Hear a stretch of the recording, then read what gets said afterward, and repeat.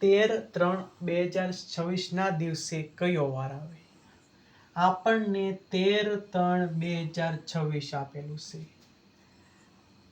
તો જેટલું તમને વર્ષ આપેલું હોય એને એક માઇનસ કરી નાખવાના, તો 2025 થાય અને 2026 થાય. ભાઈ બે આમ કોલમ બનાવવાની કે 13/3/2026 દિવસે કયો વાર આવે, તો 26 એમાંથી તમારે એક બાદ કરી નાખવાનો, -1 થાય.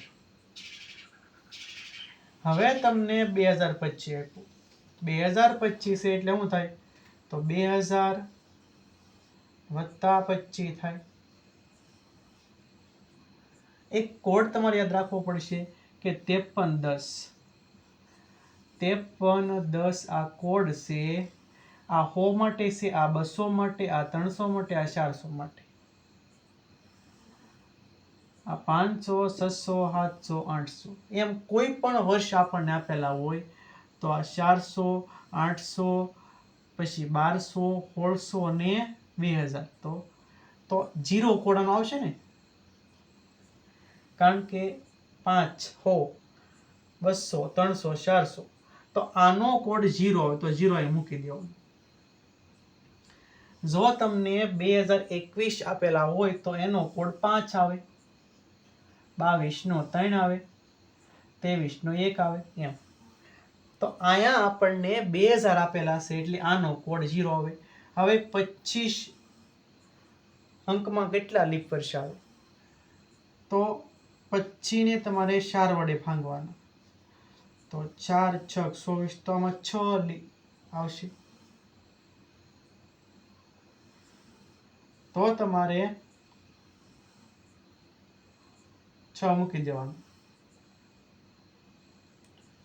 અને વત્તા 25, 25 તો લખવા જ પડશે તમારે ડાયરેક્ટ, એટલે 6 અને 25 નો તમારે સરવાળો કરી નાખવાનો.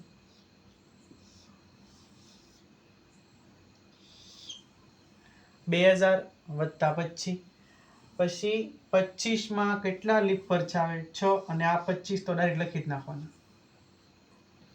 હવે 2026 માં કુલ કેટલા મહિના છે, 3 મહિના છે, તો 1, 2 અને 3. 2026 માં કુલ 3 મહિના છે.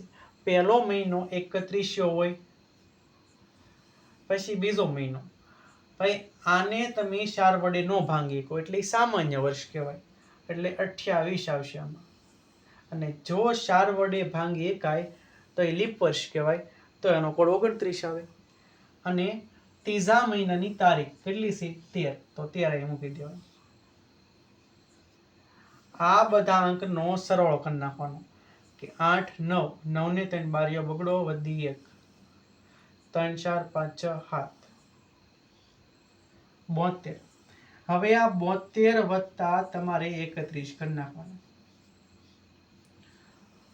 3, 7 ને 3, 10, 103 વધે. પછી 103 ને તમારે 7 વડે ભાંગવાના, 103 ભાંગ્યા 7, 7 × 7 થાય, 3 વધે, 7 × 8, 7, 7 × 2 = 37, 7 × 4 = 28, 4 × 7 = 28 થાય. ભાઈ 33 માંથી 28 જાય એટલે 5 થાય. આપણને 5 મળે તો 0 હોય તો રવિ થાય, 1 હોય તો સોમ, 2 હોય તો મંગળ, 3 હોય તો બુધ, 4 હોય તો ગુરુ અને 5 હોય તો શુક્રવાર.